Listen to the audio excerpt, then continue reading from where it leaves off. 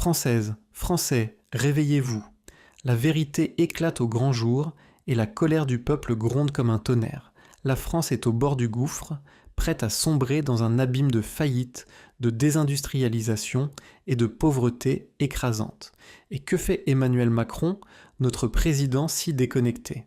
Pendant que vous luttez pour payer vos factures, que vous comptez chaque centime pour nourrir vos familles, il savoure une vie de luxe, paradant dans les palaces de Monaco, avec Brigitte, sirotant du champagne sous le soleil méditerranéen, indifférent à vos souffrances. Derrière les portes dorées de l'Élysée, un scandale d'une ampleur historique se trame, un complot ourdi par les élites pour étouffer la vérité. Les médias, complices, gardent le silence. Mais nous, le peuple, ne nous laisserons plus berner. Que cache Macron ? Restez avec nous, car ce que nous allons révéler va changer votre vision de la France. Notre pays vacille, prêt à s'effondrer. Les faits sont implacables, et ils sont terrifiants. L'économie française s'effondre à vue d'œil. Les dettes de l'État explosent à des niveaux jamais vus, le chômage grimpe en flèche, et les Français, écrasés par l'inflation, peinent à joindre les deux bouts. Et que fait Macron ? Il parade, insouciant, dans ses costumes sur mesure, tandis que ses discours lisses à l'Assemblée nationale promettent une prospérité qui n'arrive jamais. Au lieu de cela, il nous conduit droit à la catastrophe. Selon des estimations récentes, le gouvernement a accumulé 10 milliards d'euros de nouvelles dettes rien qu'en 2025.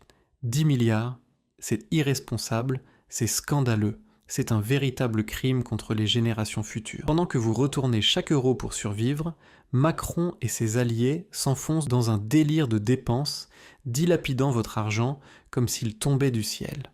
Rappelez-vous les promesses d'avant les élections de 2022. Macron, avec son sourire charmeur, jurait de baisser les impôts, de contrôler l'immigration, de ramener la discipline budgétaire.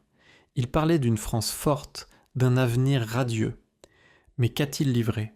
Des mensonges éhontés, des promesses brisées, une trahison totale, une fuite explosive, transmise au Rassemblement national par une source courageuse du ministère des Finances, révèle un trou béant de 150 milliards d'euros dans le budget national. 150 milliards. Et comment Macron compte-t-il combler ce gouffre ? En augmentant vos impôts, bien sûr. Cette même source dévoile un projet choquant. Une hausse de la TVA à 22%, un coup direct dans le portefeuille des Français. Pendant que vous luttez pour acheter du pain, du lait ou payer votre loyer, Macron, lui, savoure ses vacances à Monaco, riant avec Brigitte dans des restaurants étoilés, loin de vos soucis quotidiens. Mais regardez les chiffres, ils ne mentent pas. L'industrie française, autrefois fierté de notre nation, est à l'agonie. Le géant chimique Solvay a annoncé la fermeture de ses usines à Lyon et Fos-sur-Mer, supprimant 600 emplois d'un seul coup. ArcelorMittal réduit drastiquement sa production à Dunkerque, chassé par des coûts énergétiques astronomiques imposés par une politique climatique absurde et idéologique. Où vont ces entreprises ? En Allemagne, en Pologne, partout sauf en France. Ce n'est pas un hasard, c'est un scandale orchestré. Au premier semestre 2025, pas moins de 12 500 entreprises françaises ont fait faillite, un record en 10 ans. Les usines ferment leurs portes, les emplois s'évaporent et sur les réseaux sociaux, la colère explose. De Paris à Marseille, de Lille à Toulouse, les Français se révoltent contre cette politique insensée. Des manifestations éclatent, les hashtags Macron démission et France en colère envahissent X et partout, la résistance s'organise. Le Rassemblement national, porté par Marine Le Pen et Jordan Bardella, est le seul parti à oser dire la vérité, à regarder la réalité en face. Les prix de l'électricité restent à des niveaux prohibitifs, les impôts battent des records historiques, et notre industrie, jadis fleuron de l'économie, fuit à l'étranger. Les petites et moyennes entreprises, le cœur battant de notre économie, sont strangulées par des taxes carbone délirantes, une bureaucratie étouffante et des coûts énergétiques insoutenables. Comment un boulanger, un artisan, un petit patron peut-il survivre dans un tel climat ? Marine Le Pen l'a formulé avec force. Pas une seule promesse électorale n'a été tenue. Baisse des impôts ? Mensonge. Contrôle de l'immigration? Fiasco? Réforme des aides sociales? Oublié. C'est une gifle cinglante pour chaque Français qui a cru en un avenir meilleur, en une France souveraine et prospère. Mais l'horreur ne s'arrête pas là. Une source anonyme au sein du gouvernement risque en tout pour révéler. La Vérité a dévoilé un plan terrifiant. Macron envisage de suspendre définitivement les règles de discipline budgétaire pour financer des projets internationaux coûteux. 900 milliards d'euros de dettes cumulées, un véritable arrêt de mort pour notre avenir. Pendant que vous, citoyens, souffrez sous une inflation galopante et une perte de pouvoir d'achat dramatique, Macron projette de verser des milliards à l'Ukraine, à des projets militaires hasardeux ou à des initiatives européennes inutiles. 200 000 jeunes talents, ingénieurs, médecins, artisans ont quitté la France l'an dernier, cherchant un avenir ailleurs. Une fuite explosive du ministère des Finances, transmise au Rassemblement national, révèle une vérité encore plus accablante. Le gouvernement planifie une hausse de la TVA à 22%. Oui, 22%. Une attaque directe contre votre porte-monnaie, une insulte à chaque Français qui lutte pour survivre. Pendant que vous vous battez pour payer vos factures d'électricité, vos courses, votre carburant, Macron et ses élites veulent vous prendre encore plus. Ce n'est pas un accident, c'est une stratégie délibérée. Les partis traditionnels, La République en marche, les socialistes, les écologistes, veulent vous plonger dans la misère pour financer leurs chimères idéologiques. Selon un rapport confidentiel, 100 milliards d'euros supplémentaires seraient destinés d'ici fin 2025 à des projets européens inutiles et à des fantasmes climatiques qui enrichissent les multinationales pendant que nos écoles s'effondrent, nos routes se dégradent et nos retraités vivent dans la précarité. Jusqu'à quand accepterons-nous cette folie ? L'Europe entière vacille sous le poids des mêmes erreurs. En Allemagne, des manifestations éclatent contre les hausses de taxes. En Italie, des familles sont expulsées de leur logement, incapables de payer leurs factures d'électricité. En France, l'été 2025 a vu des émeutes dans les banlieues parisiennes où des tensions migratoires ont transformé des quartiers entiers en zones de chaos. C'est la réalité de l'Union européenne, un continent au bord de l'effondrement, miné par une immigration incontrôlée et une gestion économique désastreuse. Mais attendez, l'histoire devient encore plus grave. Macron a scandalisé la France avec une déclaration insensée lors d'un discours récent. Parlant du conflit au Proche-Orient, il a osé dire « C'est le sale boulot qu'Israël fait pour nous tous ». Oui, vous avez bien entendu. Il a applaudi les frappes israéliennes contre l'Iran, suggérant même que la France devrait les soutenir militairement. Amis, que signifie cela ? Macron entraîne-t-il notre pays, les yeux grands ouverts, dans un conflit mondial ? Marine Le Pen, horrifiée, a dénoncé cette folie guerrière et même des voix au sein du Parti socialiste et de la France insoumise se disent choquées. Ce président est hors de contrôle. Le conflit au Proche-Orient, sous le nom de code Opération Lion Rugissant, fait rage depuis des jours. La guerre entre Israël et l'Iran s'intensifie, menaçant d'embraser la région. Et la France, déjà engluée dans le conflit ukrainien avec des milliards dépensés, se retrouve au cœur d'un bourbier géopolitique. Pourquoi nous mêlons-nous de cela ? Marine Le Pen pose la question que personne à Paris n'ose formuler. Pourquoi sacrifier les intérêts français pour des aventures géopolitiques qui ne nous concernent pas ? Le Rassemblement national, représenté par Le Pen et Jordan Bardella, appelle à la modération, à la diplomatie, à la paix.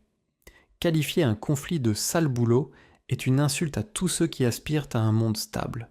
Le RN défend la paix, la raison, la souveraineté de la France. Mais Macron, lui, nous entraîne dans des conflits qui menacent notre sécurité. Marine Le Pen alerte, de nouvelles vagues migratoires, des menaces terroristes, un effondrement économique. Un raid israélien sur Téhéran pourrait mettre le feu au Proche-Orient. Les conséquences seraient désastreuses. Une vague migratoire massive submergerait l'Europe, des extrémistes s'infiltreraient, la menace terroriste exploserait dans nos villes et une crise économique aggravée par des embargos et des pénuries d'énergie achèverait notre pays. Tout cela parce que Macron veut jouer les grands leaders mondiaux pendant que vous, Français, payez le prix de ses ambitions. La vérité est brutale. La France est au bord de la faillite, pas seulement financière, mais aussi morale. Les partis traditionnels vous ont trahi, ils vous ont menti, ils ont volé votre avenir. Mais Marine Le Pen et le Rassemblement national sont à vos côtés, prêts à se battre pour vous. Le RN propose des solutions concrètes. Baisser les impôts pour redonner du pouvoir d'achat. Stopper l'idéologie climatique coûteuse qui tue nos entreprises. Protéger les PME qui font vivre nos régions. Limiter l'immigration pour préserver notre identité et notre sécurité. Nous avons besoin d'une politique qui travaille pour les citoyens, pas contre eux. Une récente enquête révèle des chiffres alarmants.